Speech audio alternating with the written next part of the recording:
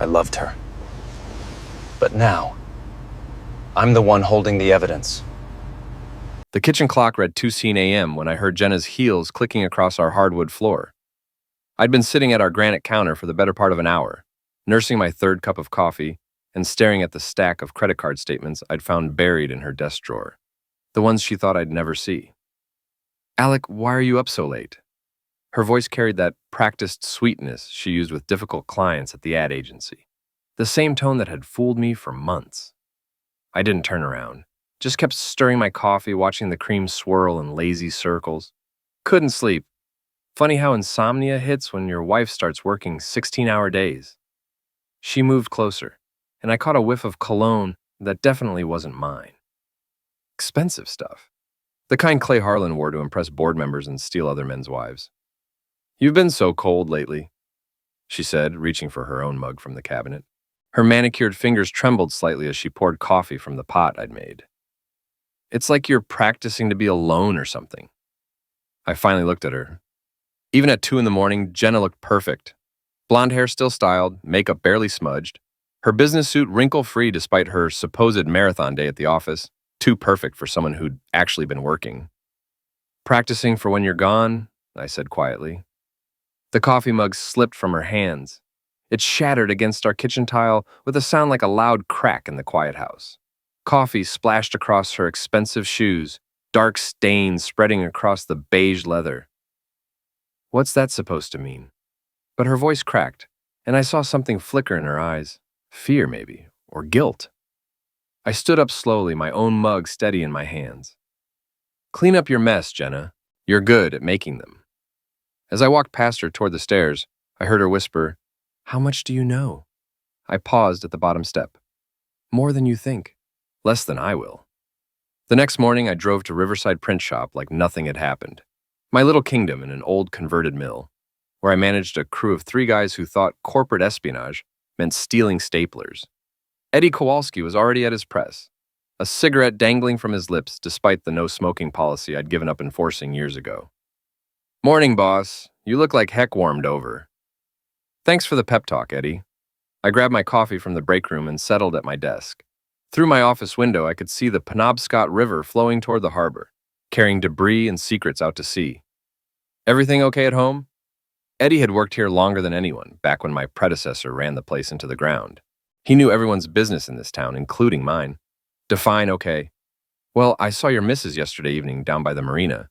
Fancy dress, not her usual crowd." I looked up from the invoices I'd been pretending to review. "What time?" "Around 7. She was with that slick guy from the big ad agency downtown, Harlan, I think. They looked pretty cozy getting on his boat." 7 o'clock. The same time she'd texted me about working late on the Morrison account. The same time I'd been heating up leftover pizza for one and wondering when my marriage had become a solo act. "Thanks for letting me know." Eddie stubbed out his cigarette and gave me a look that said he understood more than he was letting on. "You need anything, boss? You just holler." That afternoon, I made a decision that would change everything. I drove to Radio Shack and bought a small digital camera, the kind paranoid spouses use to catch cheating partners. Then I stopped at Best Buy for a GPS tracker, telling the teenage clerk it was for my elderly mother's car.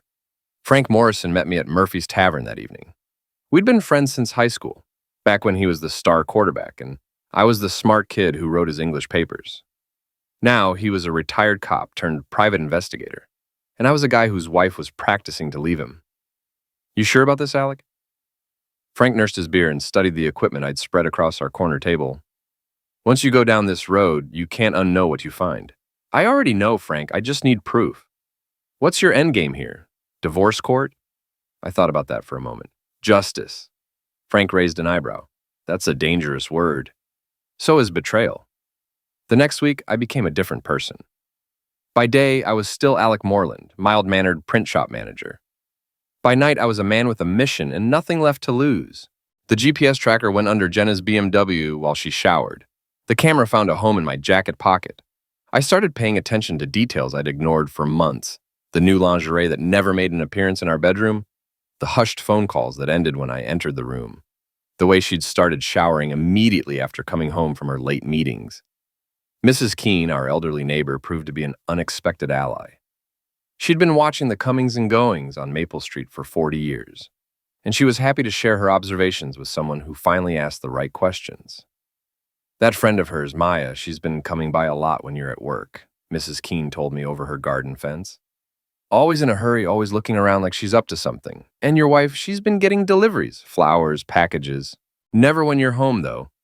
What kind of packages? The kind young women get from men who aren't their husbands. The GPS tracker led me to the Riverside Marina on a Thursday evening in late September. I parked my pickup truck behind a seafood restaurant and watched Jenna's BMW pull into the marina parking lot at exactly 7:30 p.m. She wasn't alone. Clay Harlan emerged from the passenger side, straightening his tie and checking his reflection in the car window. Even from a distance, I could see his predatory smile. The way he placed his hand on the small of my wife's back as they walked toward the docks. I raised the camera and started shooting. Through the telephoto lens, I watched my marriage die in real time. Jenna laughed at something Clay said, throwing her head back in that way she used to laugh at my jokes. He pulled her close, his hands wandering to places that belonged to me. She didn't resist. They boarded at a 30-foot cabin cruiser named Executive Decision. How perfectly appropriate. For 2 hours, I sat in my truck and documented their affair. When they finally emerged, Jenna's hair was messed up and Clay's shirt was untucked. They kissed goodbye like teenagers, all passion and promises. I followed Clay's Lexus to his waterfront condo, noting the address and taking more photos. Then I trailed Jenna home, arriving 20 minutes after she did. "How was work?" I asked when she came downstairs in her robe, her hair still damp from another post-affair shower. "Exhausting. The Morrison account is ending me." "I bet it is." She gave me a sharp look.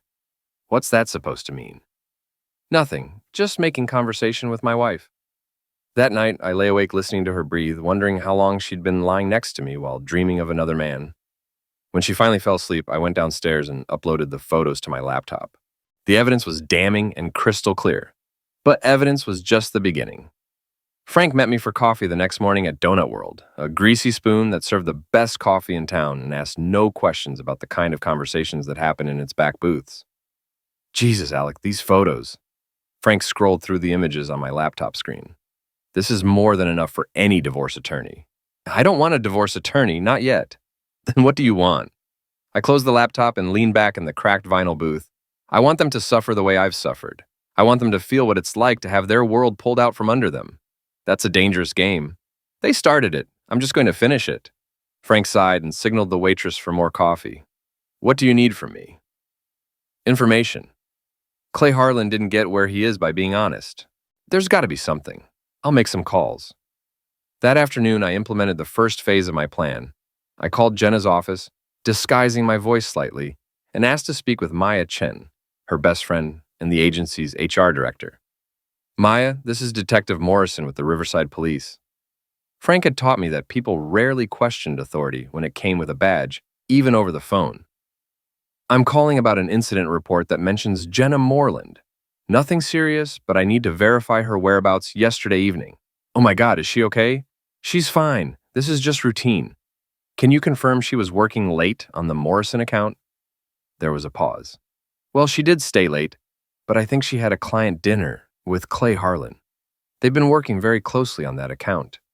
"I see. What time did they leave the office?" "Around 6, I think.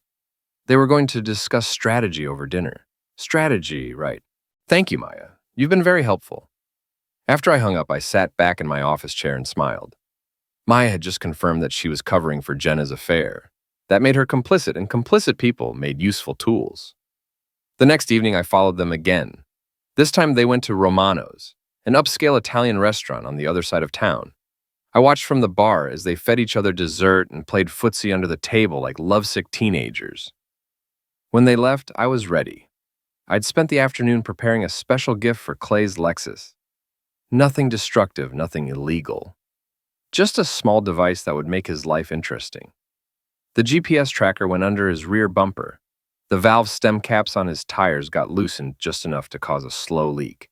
And tucked under his windshield wiper was a parking ticket I'd designed and printed at the shop. "Violation, practicing for when you're gone. Fine, everything you value." Court date. Sooner than you think. I was back in my truck and gone before they noticed anything amiss. Frank called me the next morning with information that made my day considerably brighter. Clay Harlan's got problems, he said without preamble. Big ones. His agency's being investigated by the state attorney general for bid rigging. Apparently, they've been getting inside information on competitor bids and undercutting them by just enough to win contracts. How inside is inside? The kind that comes from pillow talk with employees of competing agencies. The pieces clicked together in my mind. Jenna had access to our client's information. Our shop handled printing for several ad agencies in town, including two of Clay's biggest competitors. She could have been feeding him information for months. There's more, Frank continued. Clay's wife filed for legal separation last week. Seems she found some interesting charges on their credit cards. Hotel rooms, jewelry, trips to Portland that he took without her. Is she talking? Not yet. But she might be willing to listen to the right person with the right information. I thought about that. Set up a meeting. Alec, be careful. This is getting complicated. Good. Complicated means more ways for them to fall. That evening, Jenna came home earlier than usual, around 8 o'clock. She seemed nervous, distracted. She kept checking her phone and jumping at small sounds. Everything okay at work? I asked over dinner. Fine, just some personnel issues. Anything I can help with? She looked at me suspiciously. Since when do you care about my work problems?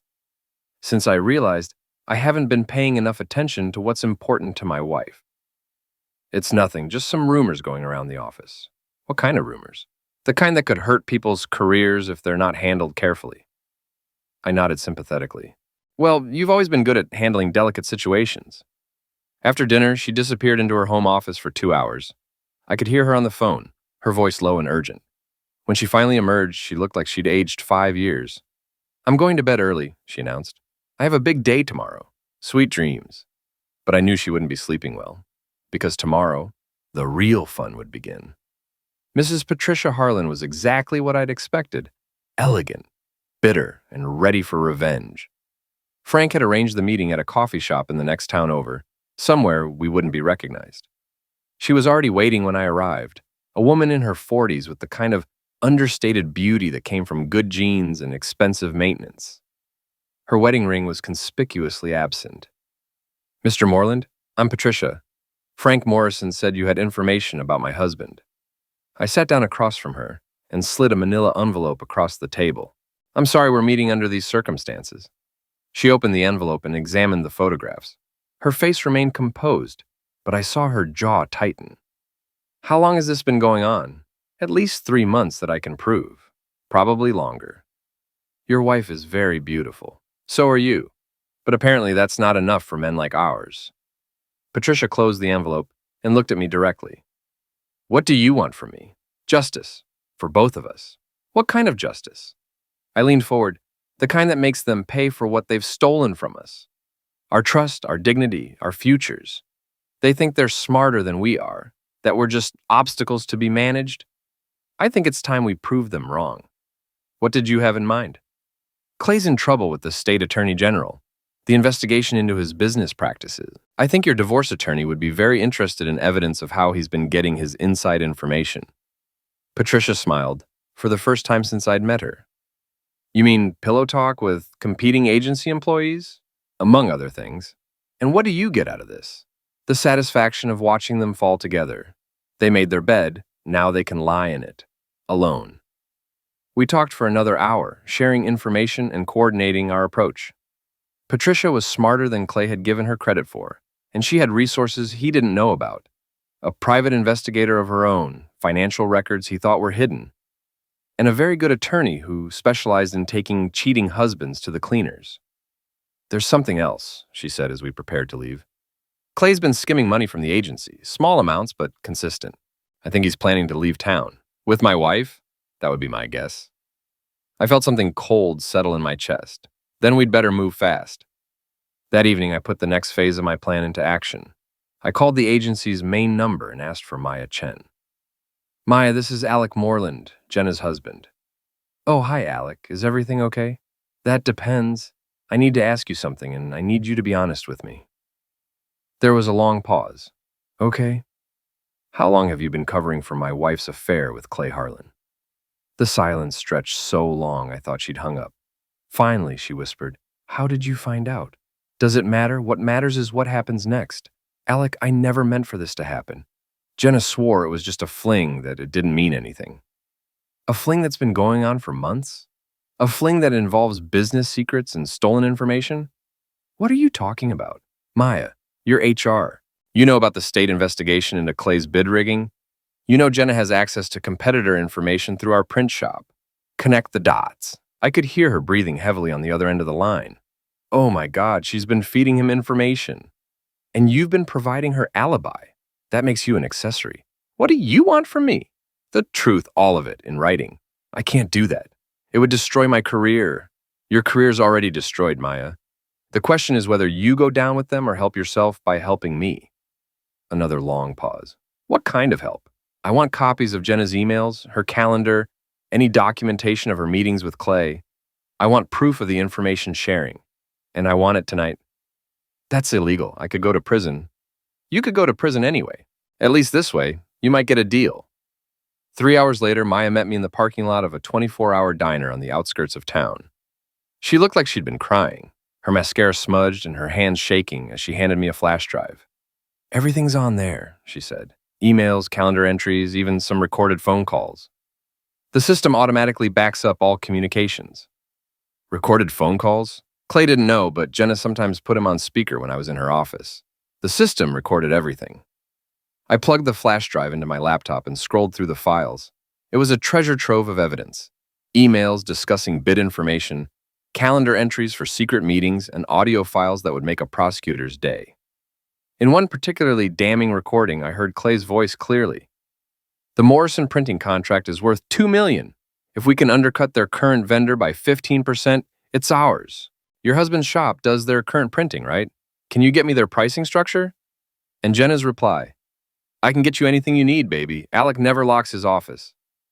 I felt sick. She hadn't just betrayed our marriage, she'd betrayed my business, my employees, my clients. Everything I'd worked for had become a tool in her affair.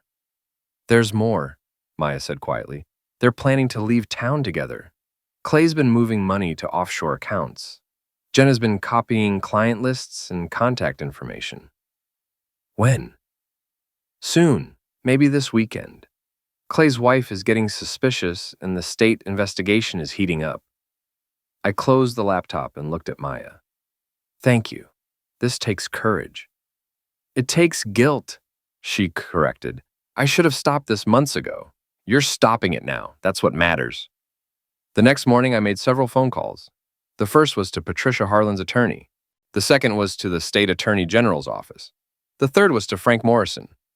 It's time, I told him. Set everything in motion. You sure about this? Once we pull this trigger, there's no going back. I've been practicing for when they're gone, I said. I'm ready for them to be gone. That afternoon, I went to work as usual, but I couldn't concentrate on invoices and printing schedules. Every few minutes, I found myself checking my phone, waiting for news. It came at 3:47 p.m. Frank called with an update that made my entire week. State investigators just raided Clay's office. They're seizing computers, files, everything. And Patricia's attorney filed an emergency motion to freeze all of Clay's assets pending the divorce proceedings. What about Jenna? That's the beautiful part. She was in Clay's office when the raid happened. They questioned her for 2 hours. I leaned back in my office chair and smiled. How did she explain her presence? She couldn't, especially when they played some of those audio recordings Maya gave you. Eddie knocked on my office door. Boss, your wife's on line 2. She sounds upset. I picked up the phone. Hello, Jenna. Alec, I need you to come pick me up. My car won't start and I'm stranded downtown. Where downtown? The police station. The police station? Why are you at the police station? It's complicated. Can you just come get me? I'll be right there. But I wasn't in any hurry. I finished reviewing the day's invoices, locked up my office, and drove slowly through downtown traffic. When I finally arrived at the police station, Jenna was waiting on the front steps, looking smaller and more vulnerable than I'd seen her in years. She got into my truck without speaking, staring straight ahead as I pulled into traffic. Want to talk about it? I asked finally. Not really. Okay, but eventually you're going to have to explain why my wife was at the police station in the middle of a workday. She turned to look at me, and I saw something I'd never seen before in her eyes. Fear. How much do you know? She asked quietly. Everything, I replied. Absolutely everything. The silence in my truck was deafening as we drove home. Jenna stared out the passenger window, her reflection ghost-like in the glass. I could see her mind working, calculating, trying to figure out how much damage control she needed to do. She had no idea it was already too late for damage control. When we pulled into our driveway, she finally spoke. We need to talk. Yes, we do. Inside the house, she poured herself a large glass of wine while I made coffee. Normal domestic routine in a situation that was anything but normal. The police think I'm involved in Clay's business problems, she began carefully. Are you? Not the way they think. I sat down across from her at our kitchen table, the same table where we'd shared thousands of meals, made plans for our future, discussed our dreams. Now it felt like a negotiating table between enemies. Then how are you involved, Jenna? She took a large gulp of wine. Clay and I have been seeing each other. I know. Her head snapped up. You know? I've known for months. The question is, what else have you been doing with Clay besides sleeping with him? Nothing illegal. That's not what the state attorney general thinks. The wine glass slipped from her fingers, but this time she caught it before it fell. What do you mean? I mean they have evidence that you've been providing Clay with confidential business information. Information you got from my shop, from my clients, from my files. That's not true. Jenna, I have recordings of you and Clay discussing specific contract details, pricing structures, bid information. I have emails where you promised to get him anything he needs from my office. The color drained from her face. How do you have recordings? Does it matter? What matters is that you betrayed me in every possible way. Our marriage, our home, my business, my employees. You turned everything I built into ammunition for your affair. She started crying then, the kind of calculated tears she used when she wanted something. Alec, I'm sorry. I never meant for it to go this far.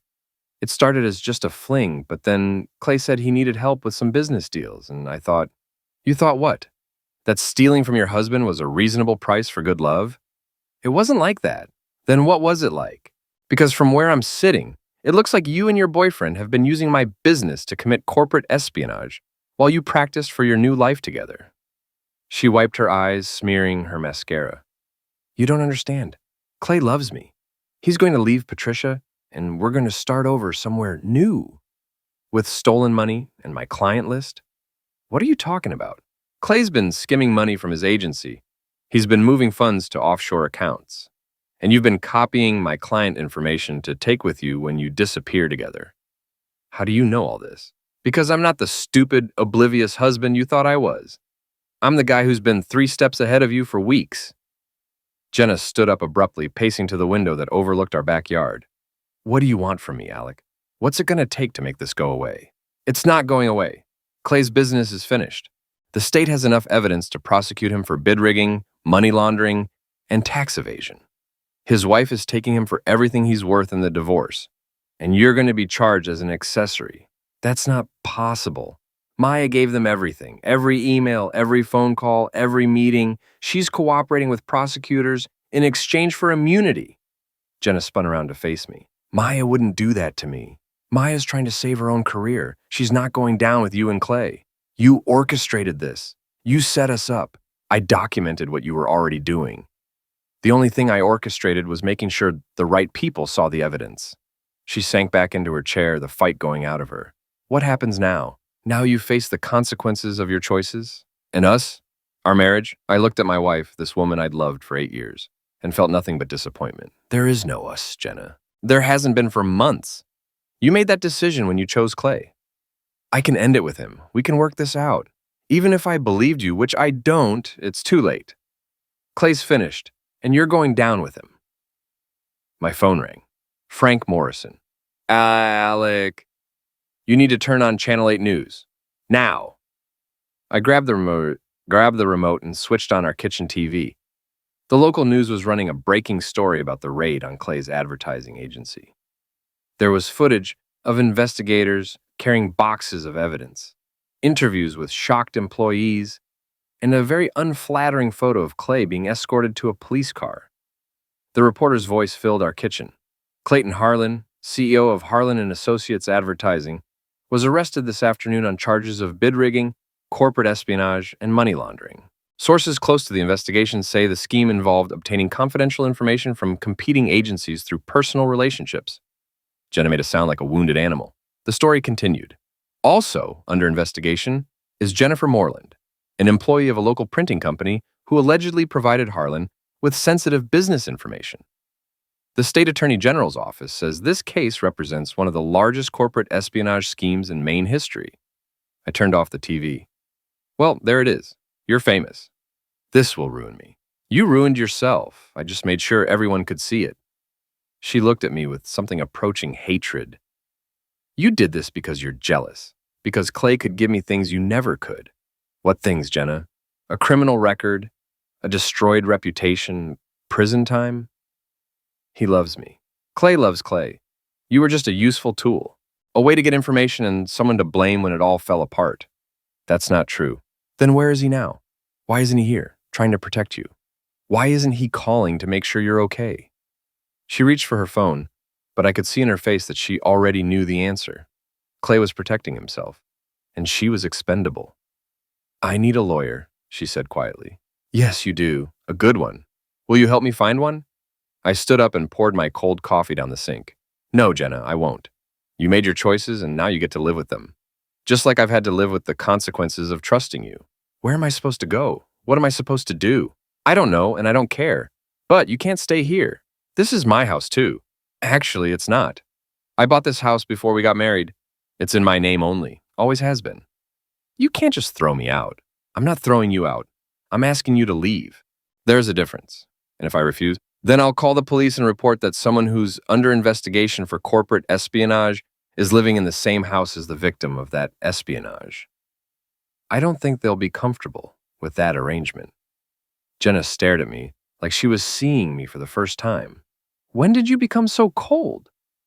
When I started practicing for when you're gone, and now you're gone. She went upstairs to pack. I could hear her moving around in our bedroom, opening drawers, closing suitcases. When she came back down an hour later, she had 2 bags and a look of desperate determination. This isn't over, Alec. Yes, it is. Clay and I will figure something out. We'll start over somewhere else. Clay's assets are frozen. He's facing federal charges. His passport's been confiscated. He's not starting over anywhere. You don't know that. I know that Patricia's attorney filed papers this morning to seize everything Clay owns. I know that the FBI is investigating his offshore accounts. I know that his business is finished and his reputation is destroyed. Most importantly, I know that men like Clay don't go to prison for women like you. They cut deals and save themselves. She stood in our front hallway surrounded by the remnants of her old life, and I almost felt sorry for her. Almost. I loved you once, she said. I loved you too. But love isn't enough when there's no trust, no respect, no loyalty. You threw away 8 years for what? A few months of excitement with a man who used you? He didn't use me. Then why are you standing here alone while he's probably cutting a deal with prosecutors right now? She didn't have an answer for that. After she left, I sat in my empty house and felt something I hadn't experienced in months. Peace. The constant tension, the nagging suspicion, the feeling that I was living a lie.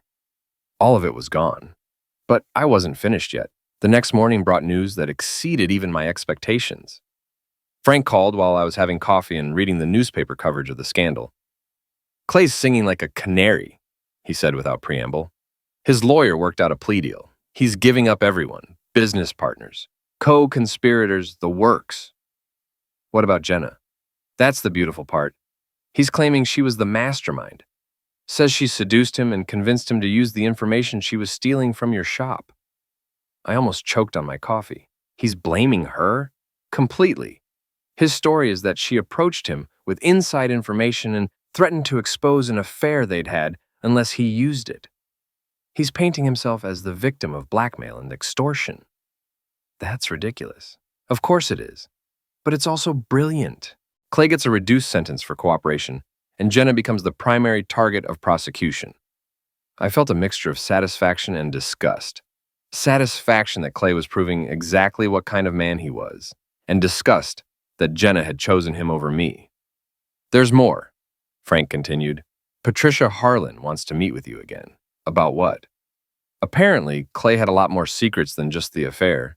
She found some things that might interest you. We met at the same coffee shop as before, but Patricia looked different this time. More confident, less bitter. The look of a woman who was winning. Clay kept records of everything, she said, sliding a folder across the table, including his relationship with your wife. I opened the folder and found photographs, hotel receipts, restaurant bills, and even love letters. But more interesting were the business documents. Copies of contracts Clay had won using information Jenna provided, financial records showing how much money the scheme had generated, and a detailed timeline of their activities. He documented everything. Clay's always been paranoid about protecting himself. He never trusted anyone completely, including Jenna. Why are you showing me this? Because I want you to understand something. Your wife wasn't just having an affair. She was Clay's business partner. This whole thing was as much her idea as his. I studied the documents more carefully. There were emails from Jenna to Clay with detailed pricing information for my clients, copies of contracts she'd photographed in my office, and even a business plan for expanding their operation to other cities. They were planning to franchise corporate espionage? In a way, Clay was going to use the money they made here to start similar operations in other markets. Your wife was going to be his partner in all of it. Until they got caught. Until you caught them. Patricia leaned back in her chair and smiled. Clay thought he was so smart. He thought he could manipulate everyone, me, your wife, his business partners, even the prosecutors. But he never counted on the husband he'd dismissed as irrelevant. I wasn't irrelevant. No, you weren't. You were the one variable he couldn't control. That afternoon, I received a call from Assistant District Attorney Sarah Chen. No relation to Maya, despite the shared surname. Mr. Moreland, I'd like to discuss your role in our case against Clayton Harlan and Jennifer Moreland. What kind of role? As a victim and as a witness. Your business was used as a source of stolen information, and you were instrumental in exposing the scheme. I'm happy to cooperate. Good. There's something else. We'd like you to consider making a victim impact statement when this goes to trial. What would that involve? You'd have the opportunity to address the court about how this crime affected you personally and professionally. It can be very powerful testimony. I thought about that. The chance to look Jenna and Clay in the eye and tell them exactly what their betrayal had cost me. I'd like that very much. The trial was set for 6 months later, but the real justice came much sooner. Within a week of Jenna's arrest, word spread through our small business community about what had happened. The story was too juicy to keep quiet. The cheating wife, the corrupt businessman, the husband's revenge. Everyone had an opinion, and most of those opinions weren't favorable to Jenna and Clay. Clay's advertising agency collapsed within a month. Clients fled, employees quit, and creditors circled like vultures. The building was sold to pay debts, and Clay's name became synonymous with corporate corruption in our town. Jenna found herself unemployable. No agency would hire someone under federal investigation for corporate espionage. She took a job waiting tables at a diner on the outskirts of town, a spectacular fall from her former position as a senior account executive. But the real satisfaction came from an unexpected source. Maya Chen called me on a Thursday evening in November. Alec, I thought you should know. Jenna came to see me today. What did she want? Money. She's broke, her lawyer's expensive, and she can't make rent on her apartment. What did you tell her? I told her that helping her is what got me into this mess in the first place. I'm not making that mistake again. How did she take it? Not well. She blamed you for everything. Said you destroyed her life out of spite. Spite? Her words. She seems to think you should have just divorced her quietly and let her start over with Clay. Even after Clay threw her under the bus, she's still convinced he loves her. She thinks his plea deal is just a legal strategy, and they'll be together when this is all over. I felt a mixture of pity and amazement. Even facing federal charges, even after being abandoned by her lover, even after losing everything, Jenna still couldn't accept responsibility for her choices. Maya, can I ask you something? Sure. Do you think I went too far? There was a long pause. You want my honest opinion? Yes. I think you did exactly what they forced you to do. Jenna made her choices, and so did Clay. You just made sure they faced the consequences. The trial began on a cold Monday in February. I sat in the gallery and watched as the prosecution laid out their case with methodical precision. The evidence was overwhelming. Recorded phone calls, email communications, financial records, and testimony from multiple witnesses. Clay, true to form, tried to minimize his role and maximize Jenna's. He portrayed himself as a successful businessman who was seduced and manipulated by a scheming woman. His lawyer painted Jenna as a master manipulator who used love and blackmail to force Clay into criminal activity. Jenna's defense was less coherent. Her attorney tried to argue that she was a naive woman who was manipulated by an older, more experienced man. But the evidence painted a different picture, a calculating partner who was as invested in the scheme as Clay was. When it came time for victim impact statements, I took the stand and looked directly at both defendants. Your Honor, Clayton Harlan and Jennifer Moreland didn't just commit corporate espionage. They didn't just steal business information. They stole 8 years of my life, my trust in other people, and my faith in the institution of marriage. For months, I lived with a woman who was lying to me every day, who was using our home, our bed, our life together as a base of operations for criminal activity, who was stealing from my business and my clients to fund her affair and her criminal enterprise. The financial damage can be calculated. My business lost contracts worth hundreds of thousands of dollars. My reputation in the community was damaged. My employees' jobs were threatened. But the personal damage can't be quantified. The knowledge that the person you trusted most in the world was systematically betraying you is something that changes you forever. I don't want revenge, Your Honor. I want justice. I want these defendants to understand that their actions had real consequences for real people. And I want to make sure they never have the opportunity to do this to anyone else. When I finished, I looked at Jenna. She was crying, but I felt nothing. No pity, no anger, no regret. Just the satisfaction of having spoken the truth. The jury deliberated for less than 4 hours, guilty on all counts. Clay received 8 years in federal prison and was ordered to pay restitution of $2.3 million. Jenna received 5 years and was ordered to pay $800,000 in restitution. As they were led away in handcuffs, Clay looked broken and defeated. But Jenna looked at me with pure hatred, as if I was responsible for her choices. I walked out of the courthouse into the cold February air and felt something I hadn't experienced in almost 2 years: freedom. 6 months after the trial, I was sitting in my office at the print shop when Eddie knocked on my door. "Boss, there's someone here to see you." Patricia Harlan walked in, looking relaxed and happy in a way I'd never seen before. "How are you, Alec?" "Good, really good. How about you?" "Excellent. Clay's assets were liquidated last week. After legal fees and restitution payments, I ended up with about $3 million. That's great news." "It is. And I wanted to thank you for making it possible." "You don't need to thank me." "Yes, I do.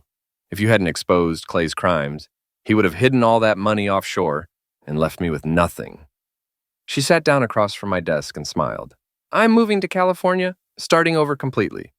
New city, new life, new everything. Good for you. What about you? Any plans for starting over?" I thought about that. I'm already started. New clients, new business opportunities. I'm even thinking about expanding the shop. No new romantic opportunities? Not yet. I'm still practicing for being alone. Turns out I'm pretty good at it. Patricia laughed. "Well, when you're ready to stop practicing, let me know. I know some very nice women in California who appreciate men with integrity." After she left, I sat in my office and reflected on everything that had happened. 2 years ago, I was a man living a lie, married to a woman who was systematically betraying me. Today, I was free, successful, and surrounded by people I could trust. Frank stopped by that evening as I was closing up the shop. "Heard from our mutual friends lately?" he asked. "Clay's in federal prison in Pennsylvania. Jenna's in minimum security in Connecticut. Any regrets?" I locked the shop door and walked with Frank to our trucks. About exposing them? None at all. About the marriage ending? The marriage ended when Jenna chose Clay. I just made it official. You ever wonder what would have happened if you'd handled it differently? Confronted them directly, tried counseling, given her a chance to choose? I thought about that as we reached our vehicles. Frank, some people deserve second chances. Some people make mistakes and learn from them. But some people make choices that reveal who they really are. Jenna didn't make a mistake.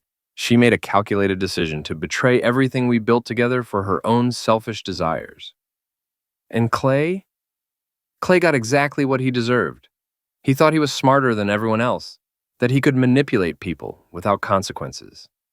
He learned otherwise. Frank nodded. "You know what I think?" "What?" I think you're the smartest guy I know. Most people in your situation would have either ignored it or exploded. You did something much more effective. You documented everything, built a case, and let them destroy themselves. They destroyed themselves. I just made sure everyone could see it. A year later, I received a letter forwarded from Jenna's prison.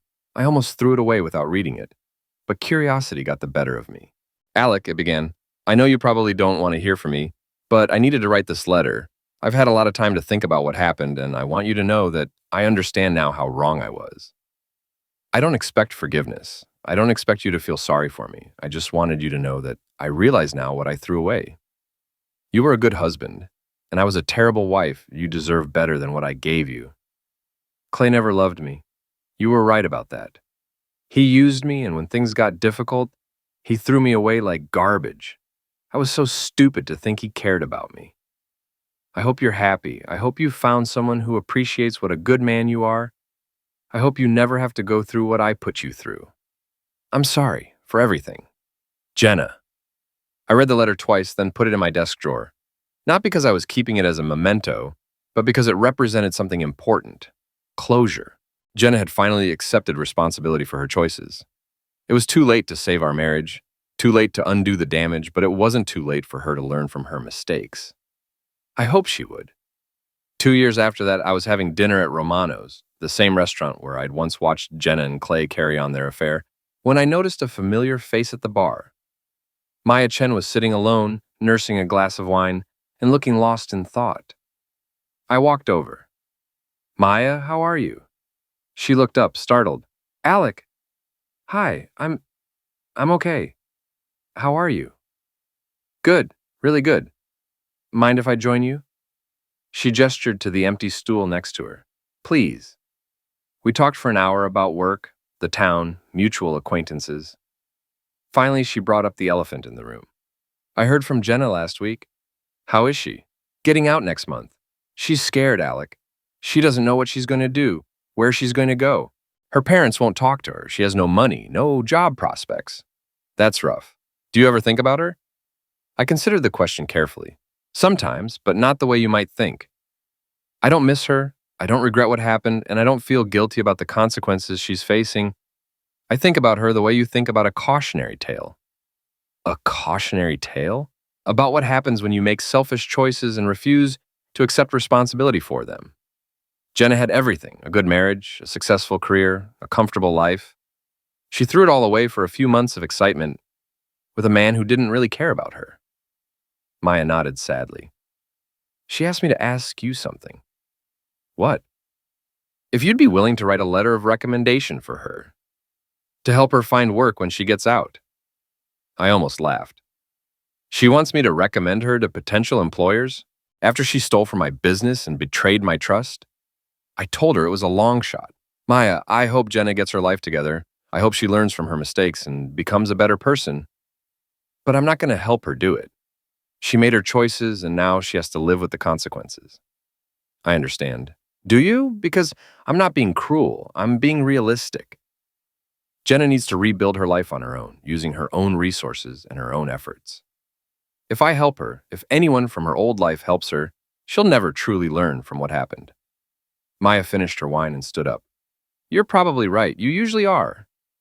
As she walked away, I reflected on how much had changed. 4 years ago, I was a man living in denial, ignoring the signs of his wife's betrayal.